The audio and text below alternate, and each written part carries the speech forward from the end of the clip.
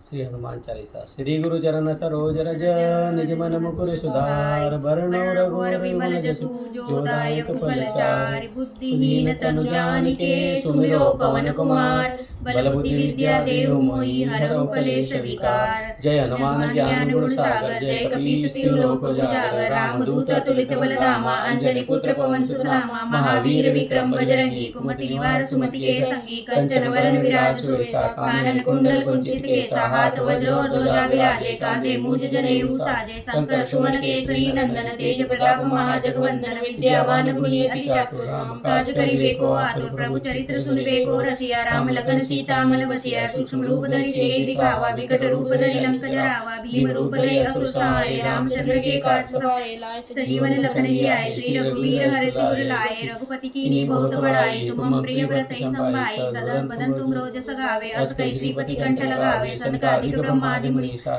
सारद सहित अहिसा। जम कुबेर दिक्पाल जाते कबि कोविद कहि सके कहते। तुम उपकार सुग्रीव कीना राम मिलाए राजपद दीना। तुमरो मंत्र विभीषण माना लंकेश्वर भय सब जग जाना। सहस्त्र जो जन पर भानु लील्यो ताहि मधुर फल जानु।